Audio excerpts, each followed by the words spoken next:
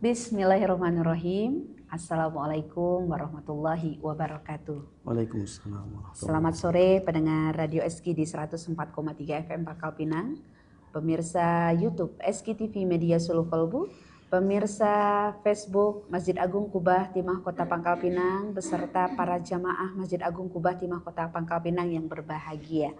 Syukur alhamdulillah kita panjatkan kehadirat Allah Subhanahu wa taala atas kenikmatan yang beliau berikan untuk kita di kesempatan hari ini, kita bisa menimba ilmu kembali di bulan suci yang penuh dengan keberkahan. Dan sholawat serta salam tak lupa kita haturkan kepada junjungan kita Nabi besar Nabi Muhammad Sallallahu Alaihi Wasallam beserta keluarga dan para sahabat hingga akhir nanti.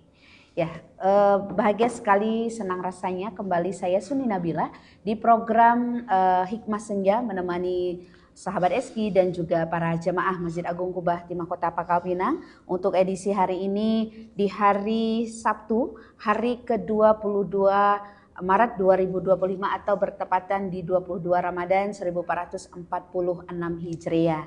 Dan insya Allah sambil kita menantikan waktu berbuka puasa, kita akan mendengarkan materi dari narasumber kita yang alhamdulillah sore ini telah hadir dan tentunya program Hikmah Senja kita bekerja sama dengan Masjid Agung Kubah Timah Kota Pangkal Pinang dengan SK Radio 104,3 FM dan turut didukung oleh Bank Sumsel Syariah Bangka Belitung.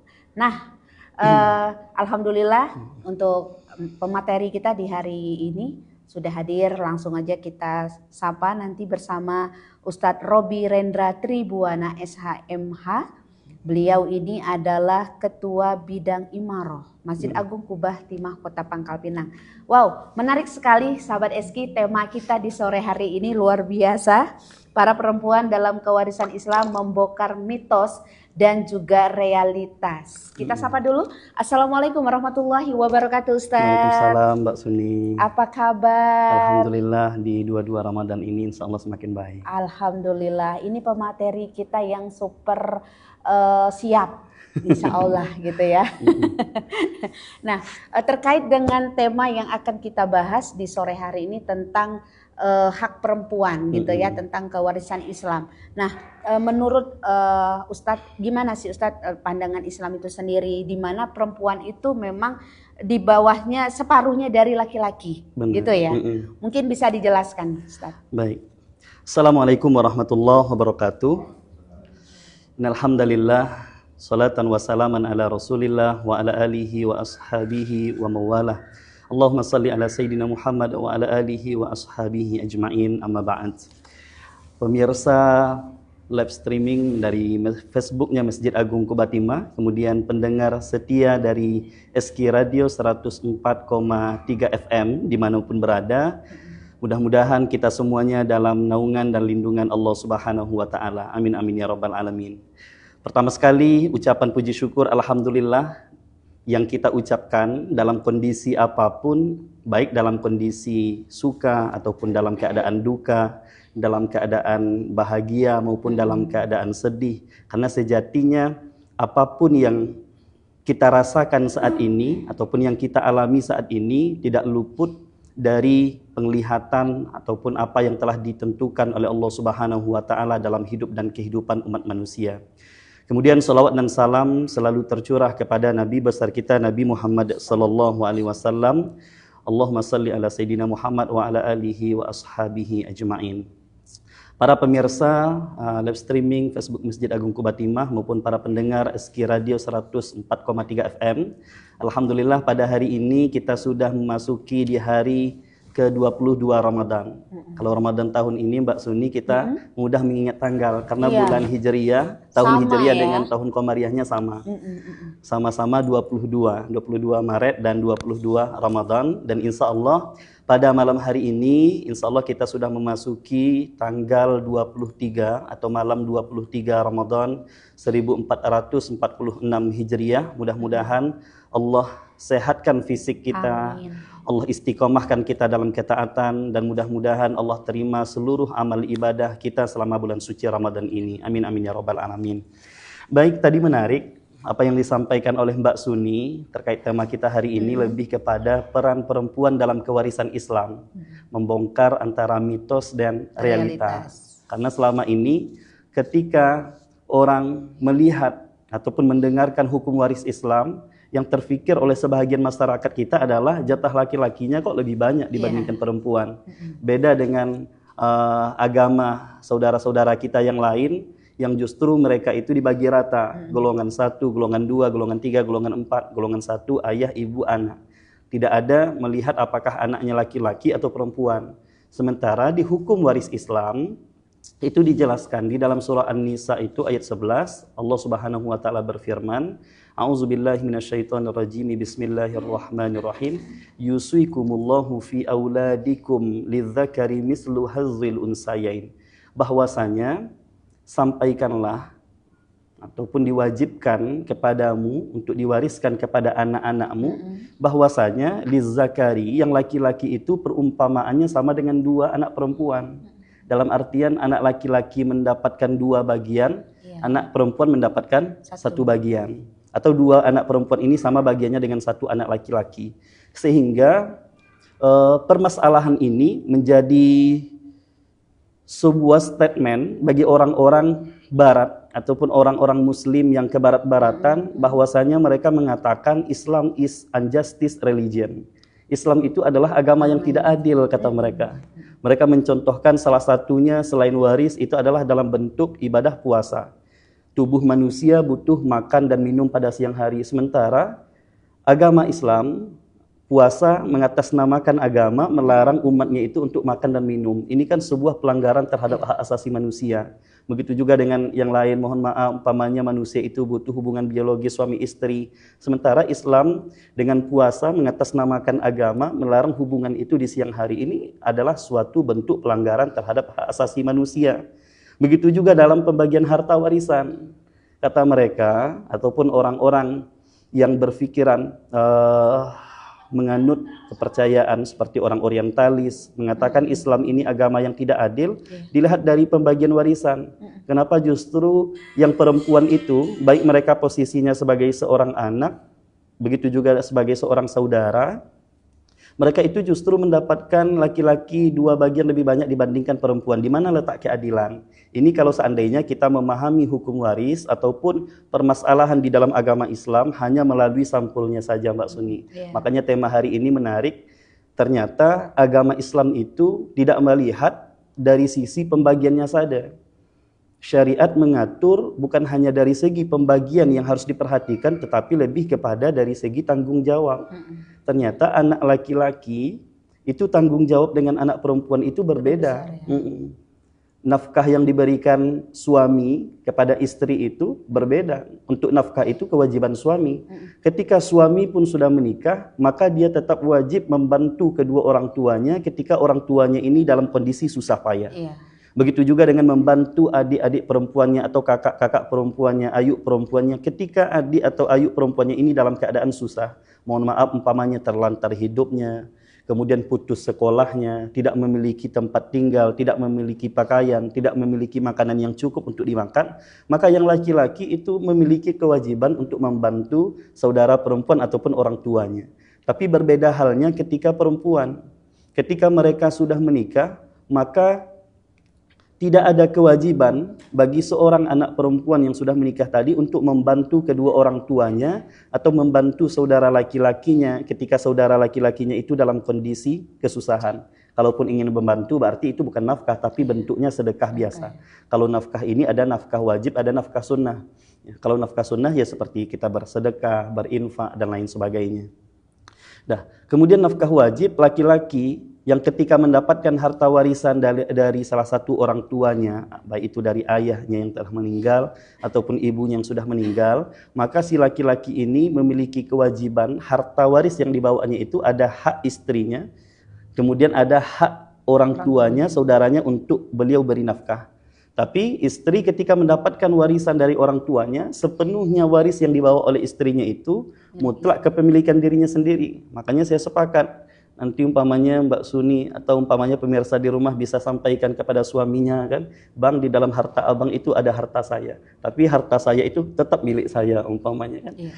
Jadi memang ada sisi kewajiban dari suami sebagai seorang kepala keluarga yang bertanggung jawab untuk menghidupi anak istrinya, begitu juga bertanggung jawab untuk melihat bagaimana kondisi kedua orang tuanya, begitu juga saudari perempuannya dalam kondisi susah. Tetapi tidak memiliki kewajiban bagi anak perempuan yang memang mereka itu sudah melangsungkan pernikahan dengan seorang suami. Bahkan dalam satu riwayat itu dikatakan kalau suaminya tidak mengizinkan untuk keluar rumah, makanya tidak boleh keluar rumah. Kalau suami tidak mengizinkan untuk bekerja, maka perempuan itu tidak boleh bekerja. Jadi itu prolog singkat Mbak Suni, nanti boleh kita lanjutkan dengan diskusi yang menarik. Siap, terima kasih Ustadz. Dari prolog di sore hari ini luar biasa ya Ustadz ya. Jadi kalau kita pahami benar-benar ya, jadi memang peran perempuan itu ya tidak bisa bersama kedudukannya dengan laki-laki gitu. Karena kewajiban dari laki-laki itu luar biasa gitu ya. Terhadap diri keluarganya, terhadap istrinya, terus terhadap saudara-saudaranya gitu ya Ustaz ya. Oke, kebetulan ini sahabat SK dan juga para jemaah Masjid Agung Kubah di Mahkota Pangkal Pinang, kita membuka pertanyaan melalui WhatsApp kita di 082374726332. Langsung aja nih Ustaz, kita boleh ada pertanyaan. Assalamualaikum warahmatullahi wabarakatuh Ustaz. Waalaikumsalam warahmatullahi wabarakatuh. Kami ini 8 saudara. Tapi ada kakak perempuan saya yang membangun rumah di belakang rumah ayah kami tanpa dibeli tanahnya Ustadz. Kalau bercanda suka bilang itu tanah ayah saya sendiri. Terus suka bercanda juga mau memindahkan surat tanahnya atas nama dia, gitu ya. Jujur saya sebagai adik merasa khawatir akan ada pertengkaran saudara suatu hari nanti, gitu.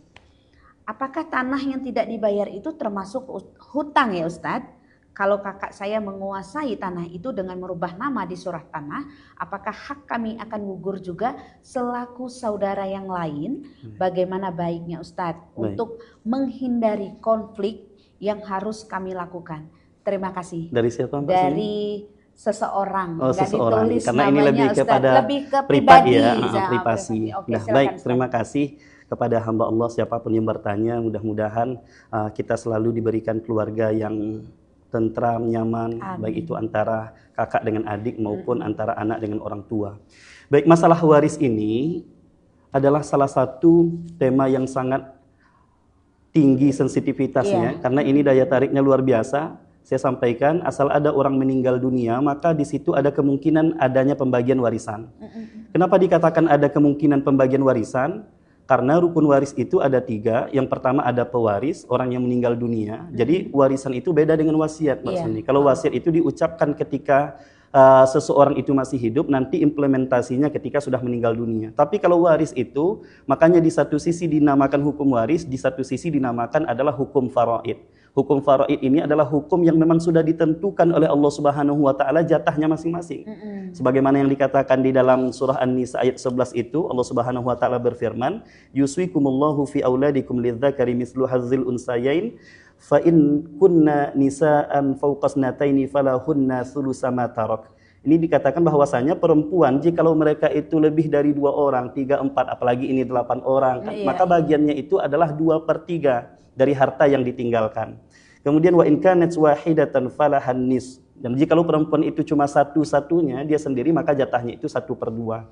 Nah, kembali lagi ke pertanyaan hamba Allah yang jumlahnya itu 8 orang, ada salah satu dari kakaknya itu yang membangun rumah di belakang rumah orang tuanya, atau dalam artian ini masih harta orang tuanya yang belum diwarisi atau yang belum dibagikan warisnya. Nah, ingat bahwasanya permasalahan waris yang sering terjadi bahkan di pengadilan agama itu adalah konflik antara sesama keluarga, antara ibu dengan anak, ayah dengan anak, atau antara abang dengan adiknya, ayu dengan adiknya.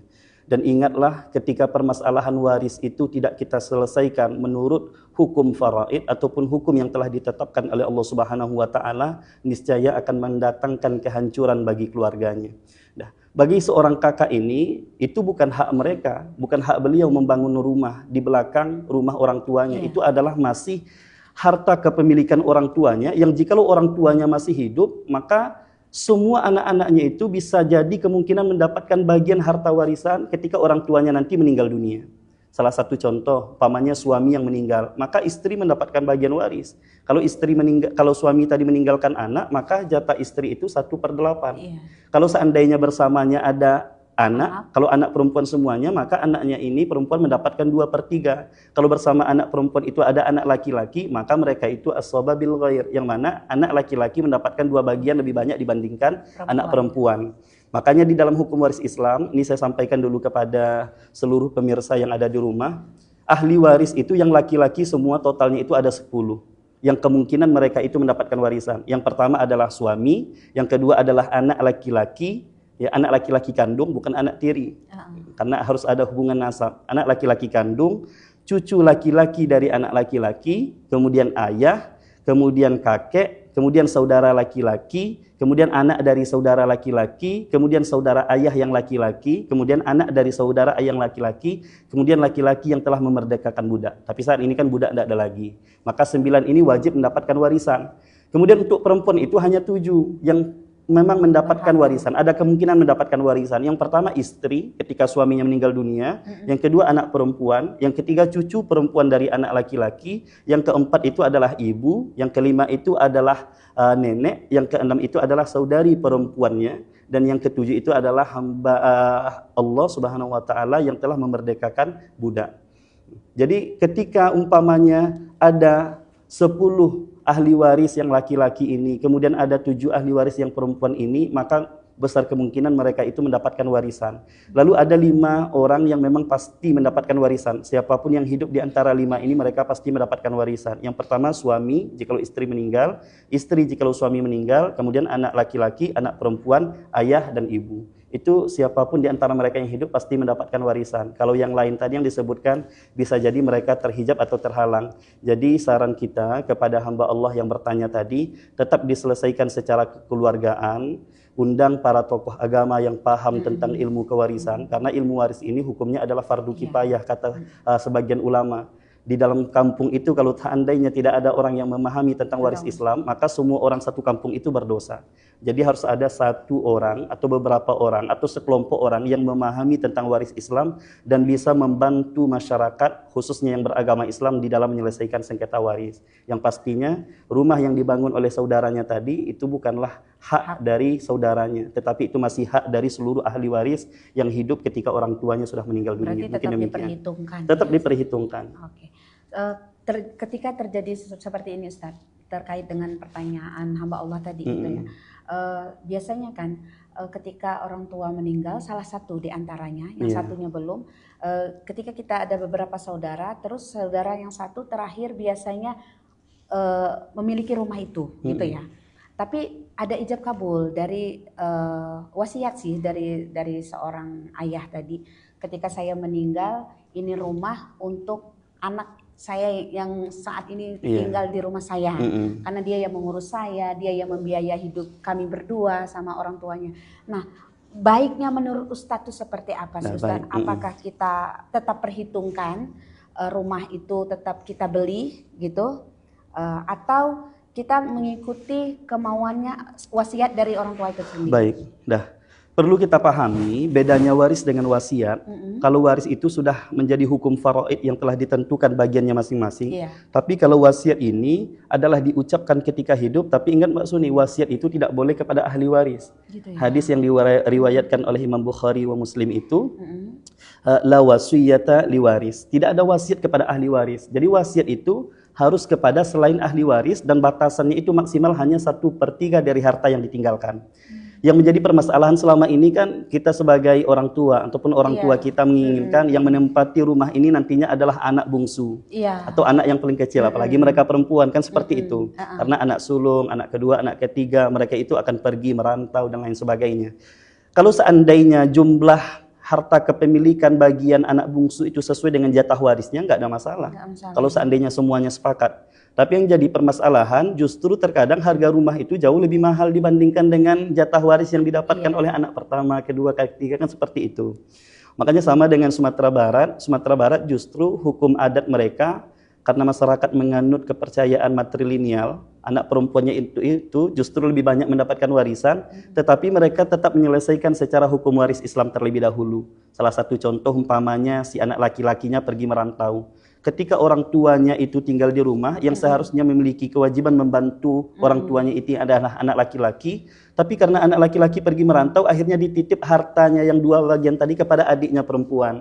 Nanti kalau mak sakit, ibu sakit, gunakanlah harta ini untuk berobat emak, gunakanlah harta ini untuk merawat emak, nggak ada masalah. Tapi semua keluarga itu, satu keluarga ya harus sepakat. Karena kalau seandainya ada satu saja keluarga yang tidak ridho ketika umpamanya membagikan warisan tidak sesuai dengan aturan agama Allah, maka akan mendatangkan ancaman bagi pelakunya. Karena sama saja mengambil hak-hak orang lain, apalagi hak saudaranya yang memang bukan milik dari si ahli waris tersebut. Jadi seperti itu, Mbak Suni. Apakah perlu kita omongan orang tua itu di atas hitam putih bermaterai sebenarnya, Ustaz? Enggak. Udah. Sebenarnya untuk wasiat ini disampaikan tadi kembali lagi tidak boleh kepada ahli waris Itu wasiat. aja ya. Tapi kalau seandainya menyampaikan umpamanya tanah ini nanti untuk si A, rumah ini untuk si B, mobil ini adalah untuk si C. Kalau seandainya jumlahnya itu sama dengan ketentuan pembagian warisan nggak ada masalah. Nggak masalah ya. Intinya semuanya itu sama-sama ridho, Sepakat, dipanggil ya. anak-anaknya. Karena harta bapak umpamanya nanti ada 12 miliar. Ini salah satu contoh ketika dikalkulasikan, akumulasikan dalam bentuk uang. Mobilnya harga 2 miliar, rumah dalam harga 3 miliar, totalnya 12 miliar. Yang hidup adalah istri yang ditinggalkan. Istrinya mendapat 1/8. Anaknya itu mendapat sisa dari 1/8 tadi. Umpamanya anaknya masing-masing mendapat 2 miliar. Ya dilihat, umpamanya rumah ini harga 2 miliar untuk adik kita ya silakan. Mobil ini harga 2 miliar umpamanya kan, Mercy ya silakan. Gitu ya. Tanah ini harga 2 miliar ya silakan. Kalau mau dijual pun digunakan dalam bentuk uang, ya nggak apa-apa. Jadi Islam itu sangat sangat mudah, benar. Ya, mudah dan sangat Sangat detail, detail. apalagi tentang warisan ya, Ustaz ya. Kita beralih kayaknya di luar ini. Boleh, nggak apa-apa. Nggak apa-apa gitu ya. Assalamualaikum Ustaz. Saya Hoirul dari Pangkal Pinang. Bagaimana tanggapan Ustadz ketika perempuan menjadi pemimpin pada suatu lembaga tertentu dan kemudian sering menyebabkan adanya chaos dalam keputusan yang diambil? Bagaimana seharusnya kita menyikapi keadaan tersebut? Baik. Terima kasih. Khairul Mbak ya, Iya. dari Pangkal Pinang. Ini bagaimana jikalau seandainya seorang perempuan ataupun wanita menjadi pemimpin, baik itu dalam sebuah organisasi ataupun lembaga. Dalam Islam bahwasanya dikatakan bahwa ar-rijalu qawwamuna 'alan nisa, bahwasanya laki-laki itu adalah pemimpin bagi perempuan. Pada masa kekhalifahan, 4 orang sahabat Nabi pun khalifah semuanya itu adalah laki-laki.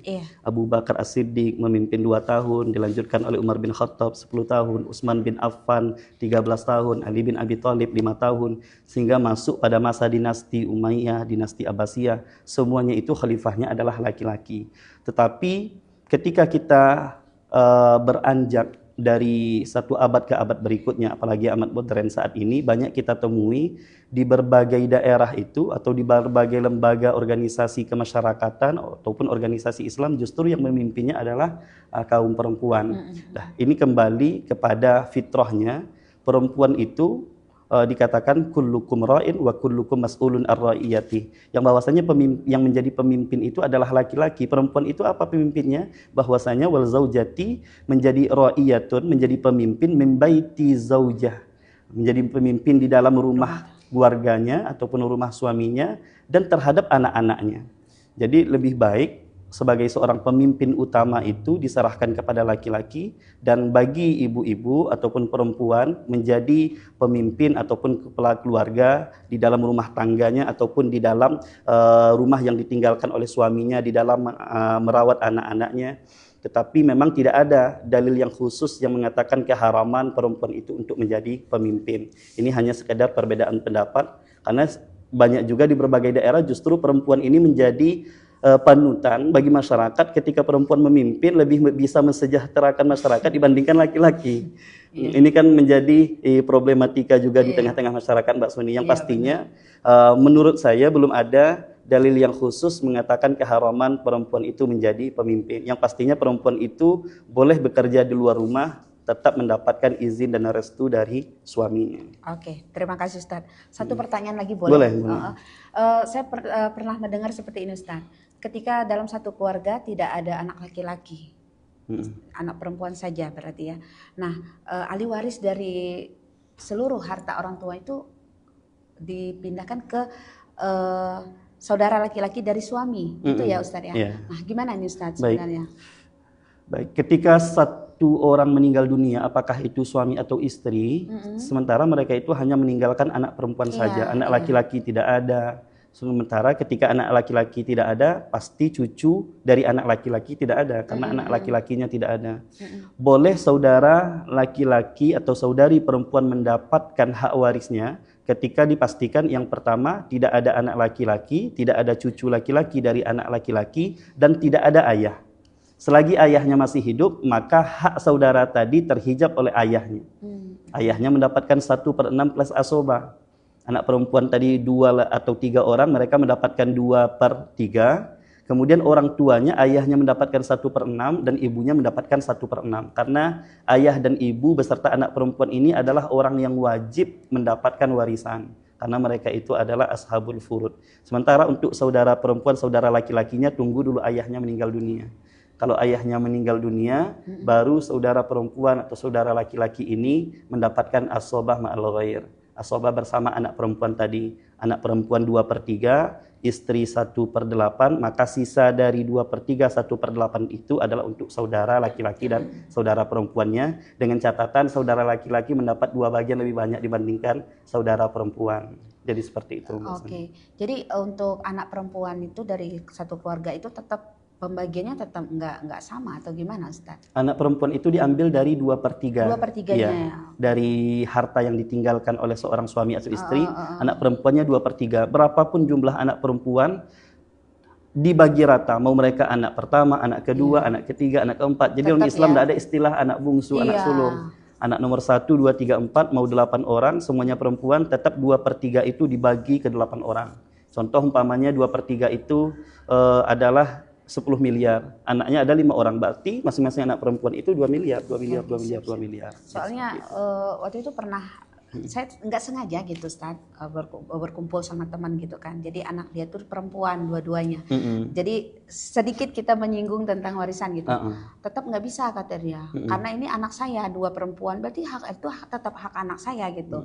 Kalau ngomong masalah warisan sih memang harus ada ahlinya ya Ustaz ya. Tidak bisa kita hanya menyampaikan seperti itu aja gitu. Oke. Mungkin sedikit memberi pemahaman gitu sebenarnya yang pertama tadi. Oke. Cukup. Mungkin Terima itu, kasih Mbak Ustaz. Suni. Ya, sekaligus statement kita closing di tema kita di sore hari ini. Silakan Ustaz. Baik pemirsa, live streaming di Facebooknya Masjid Agung Quba Timah 104,3 FM, begitu juga para pendengar Radio SK 104,3 FM dan Facebooknya Masjid Agung Quba Timah. Pada sore hari ini kita sampai di penghujung kegiatan Hikmah Senja dengan tema bahwasanya kewarisan bagi perempuan di dalam Islam itu membongkar antara mitos dan realistis. Ingatlah, permasalahan waris ini adalah permasalahan yang bagiannya masing-masing itu sudah ditentukan di dalam Al-Quran, begitu juga disampaikan di dalam disampaikan Rasul di dalam hadisnya. Jangan sampai hanya karena urusan harta yang tidak seberapa merusak hubungan silaturahmi antara abang dengan adik, antara anak dengan orang tua, ataupun antara saudara yang satu dengan saudara yang lainnya. Karena persaudaraan, hubungan darah itu jauh daripada sekedar harta yang kita miliki. Hubungan persaudaraan itu lebih dari segala-galanya. Barang siapa yang memutuskan hubungan silaturahmi dengan sesama manusia, maka mereka memutuskan hubungan mereka dengan Allah Subhanahu wa taala. Mudah-mudahan Allah jaga keluarga kita, anak-anak kita, orang tua kita, saudara-saudara kita dari hal-hal yang kita tidak inginkan, terutama dalam pembagian harta warisan. Mungkin itu yang dapat kami sampaikan. Mohon maaf atas segala kekurangan. Yang benar datang dari Allah Subhanahu wa taala, yang salah datang dari kekhilafan hamba yang dhaif, hamba yang fakir. Kami kembalikan lagi kepada Mbak Suni selaku host kita pada sore hari ini. Wassalamualaikum warahmatullahi wabarakatuh. Waalaikumsalam warahmatullahi wabarakatuh. Terima kasih kembali Ustaz atas pemahaman diberikan materi kita hari ini luar biasa. Sebenarnya masih banyak saya pengen bertanya Ustaz, cuma waktu kita ini ya yang sangat terbatas sekali. Tapi terima kasih sekali untuk sahabat SK yang sudah ikut bergabung bersama kita. Terus terima kasih untuk para jemaah Masjid Agung Kubah Timah Kota Pangkal Pinang, pemirsa Facebook Masjid Agung Kubah Timah Kota Pangkal Pinang, dan serta saya terima kasih banyak juga untuk Bank Sumsel Syariah Bangka Belitung atas support untuk program Hikmah Senja kita setiap sore sampai di penghujung Ramadan. Insya Allah sahabat SK, mudah-mudahan Ustadz Robi sehat-sehat beserta keluarga, dimudahkan segala urusan kita Ustadz ya. Dan tentunya kita akan menyimak lantunan ayat suci Al-Quran yang akan dibacakan oleh ananda kita Muhammad Abdurrahman Mufli. Kemudian dilanjutkan kumandang azan maghrib menandakan waktu berbuka yaitu pukul 18 lewat 9 menit waktu Indonesia bagian Barat. Dan tentunya saya Suni Nabila pamit undur diri. Sampai jumpa besok insya Allah. Wassalamualaikum warahmatullahi wabarakatuh. Waalaikumsalam warahmatullahi wabarakatuh. Kepada pembaca tilawah kami silakan.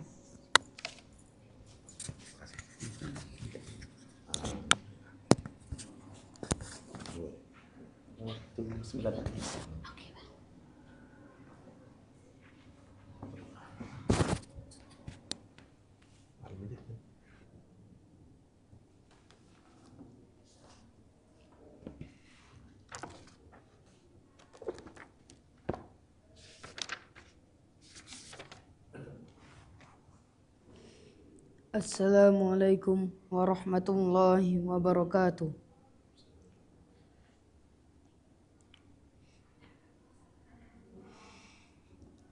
A'udzu billahi minasy syaithanir rajim.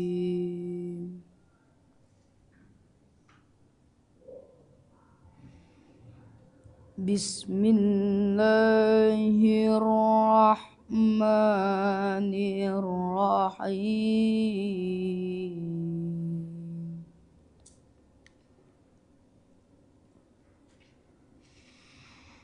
Wa idh istasqa Musa liqaumihi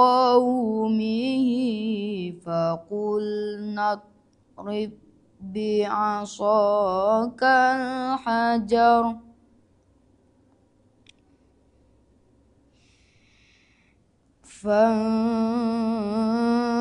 fanfajarat minhu ithnata asyrata ayna qad alima kullu unasim mashrabahum kulu washrabu min rizqillahi wa la ta'thaw fil ardi mufsidin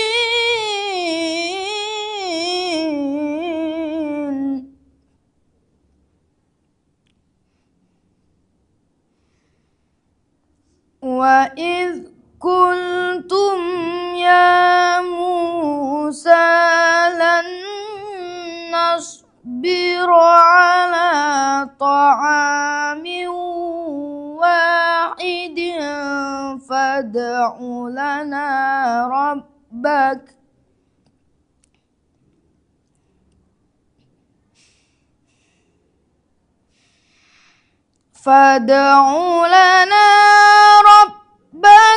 yukhrij lana mimma tumbitul ardu min baqliha wa qithaiha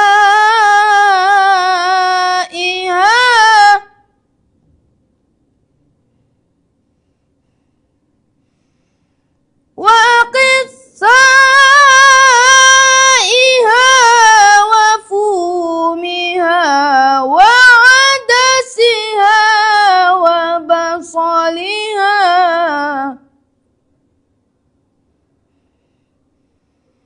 qala atastabdiluna alladhi huwa adna billadhi huwa khair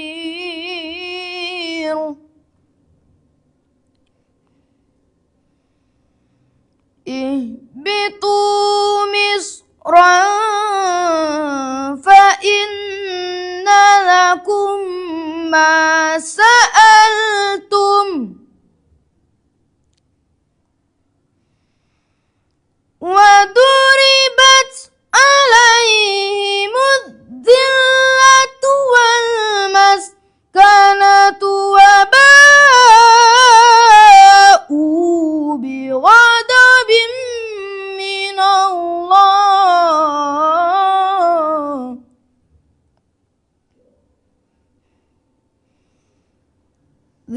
dzalika bi annahum kanu yakfuruna bi ayatillah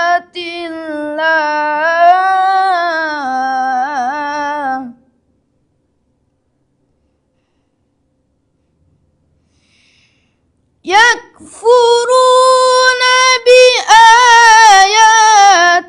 ayatillahi wa yaqtuluna nabiyina bighairil haqq dzalika bima asaw wa kanu ya'tadun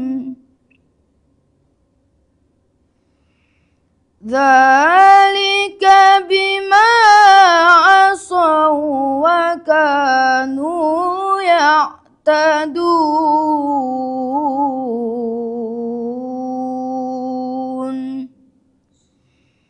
Shadaqallahul azim. Wassalamualaikum warahmatullahi wabarakatuh.